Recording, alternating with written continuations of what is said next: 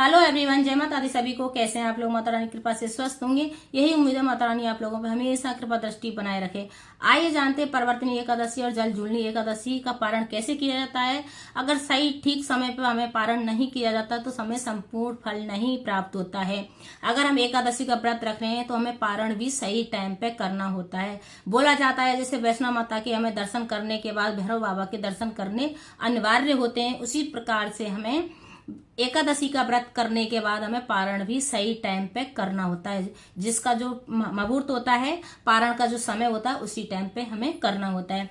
अब आता है बामन द्वादशी का जो व्रत रख रही जो बहनें हैं, 4 तारीख को पड़ रही है, तो वो बहुत अच्छी होती है। 1000 गुना फल इसका मिलता है अगर हम बामन द्वादशी का व्रत रख रहे हैं। बहुत अच्छा माना जाता है। बहुत लोग इसको 3 तारीख को भी रखेंगे और 4 तारीख को भी व्रत रखेंगे।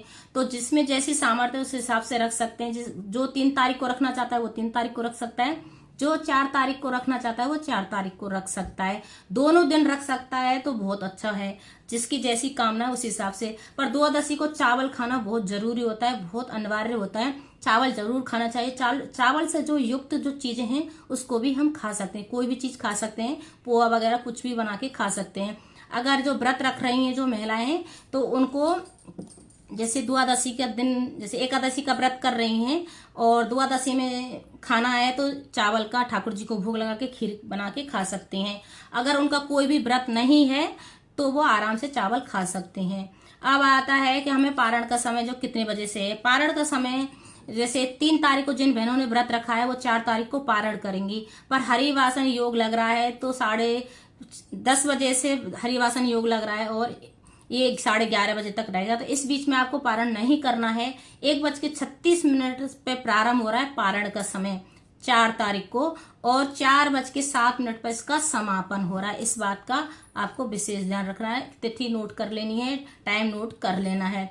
अब आता है जिन बहनों ने 4 तारीख को व्रत रखा है वो 5 तारीख को पारण करेंगी। तो उनको भी जैसे सुबह नहाना है, धोना है, ठाकुर जी को कुछ खीर बना के भोग लगाना है और तब उनको 5 तारीख को पारण करना है। तो उसका टाइम है 5:30 बजे उठना है। 5:30 बजे ब्रह्म मुहूर्त में उठना है और उनका पारण करना है। 5:30 बजे से लेके 7:30 बजे के बीच में इसका समापन हो जाएगा। तो इस बीच में आप कभी भी पारण कर सकते हैं। 5:30 बजे से लेके 7:30 बजे तक ही रहेगा पारण का सही समय।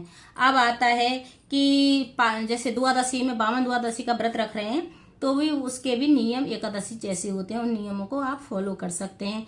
अगर मेरी वीडियो अच्छी लगे तो लाइक करें, शेयर करें, कमेंट करें। हर हर महादेव कमेंट में जरूर लिखें और तुलसी दल जरूर लगाएं।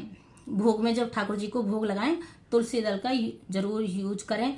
और ठाकुर जी को तुलसी का जो दीपक बना के, तुलसी का दीपक बना के ठाकुर जी को जरूर अर्पित करें। वो बहुत अच्छा माना जाता है और भगवान विष्णु बहुत खुश होते हैं अगर तुलसी का दीपक लगा के कहानी भी सुनी जाती है, या जैसे पारण के समय हम दीपक पूजा पाठ करते हैं तो हमें तुलसी का दीपक बना के ठाकुर जी को लगाते हैं तो बहुत अच्छा माना जाता है। बहुत अच्छा फल मिलता है अगर हम ये काम करते हैं। अगर हम ठाकुर जी को तुलसी दल डाल के या सूखी जैसे तुलसी होती है उनका पाउडर बना के ठाकुर जी को भोग बनाते हैं, उसमें डाल देते हैं तो बहुत प्रसन्न होते हैं और बहुत गुना 1000 गुना फल इसका हमें प्राप्त होता है।